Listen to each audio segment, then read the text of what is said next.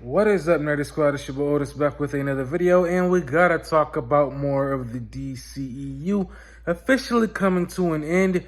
We officially are moving to the DCU pretty much in the beginning of 2024, officially in 2025, because the last movie, Aquaman and the Lost Kingdom, is the last film in the DCEU, and honestly, I could not be more excited to finally be past all of this DCEU stuff, because it's been so many years that the DCEU has just been getting bagged on for years and years and years.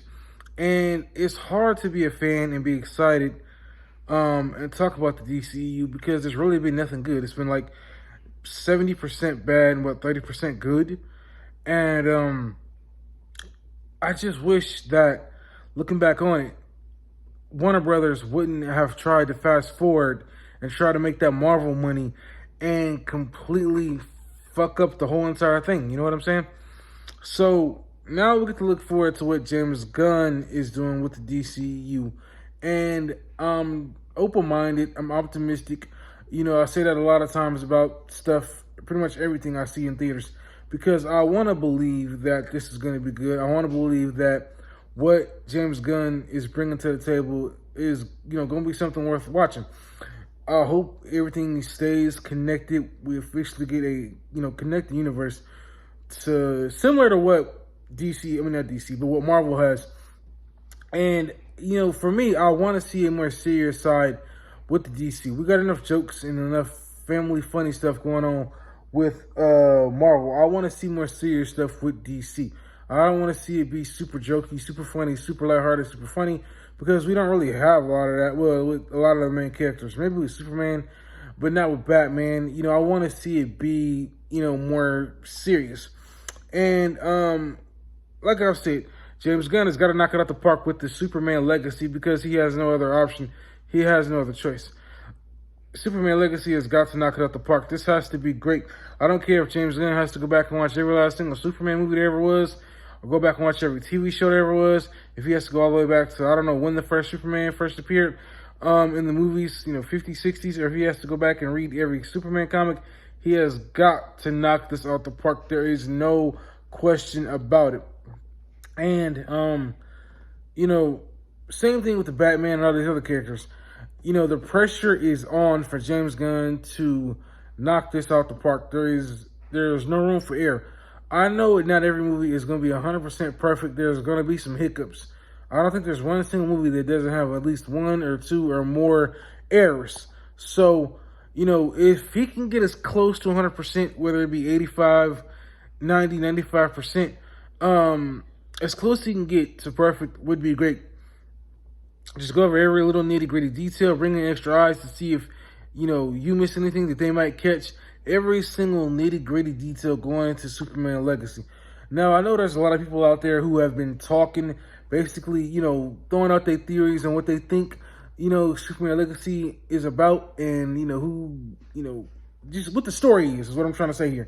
But we all don't know all of the story. We don't know we don't see the full picture like James Gunn has. We're just going off what he said. We're going off what other YouTubers are talking about. Maybe some other YouTubers have somebody on the inside. We don't know. But we aren't seeing the full picture here. And we're going to have to wait to see what James Gunn brings us. And like I said, this is where I want to see the DCU shine. Because with the DCU, things just haven't been great. We've had 70% bad, 30% good. And like I said, I wish, looking back, that the old regime would have hired somebody like a Kevin Feige to run the DC side of things. But I'm starting to, get that bad taste out of my mouth from the DCEU, because now that we're officially over it, I see everybody doing ranking videos from, worst to the best movie, or from the best to the worst movie, in what they believe is, some of their favorite and least favorite movies and TV shows. The only thing I feel like Warner Brothers needs to do, / DC needs to do, is if they're going to follow the Marvel blueprint, the only thing they need to follow is the interconnected universe, as far as giving us one superhero movie at a time before you do a big superhero team up. Follow that footstep.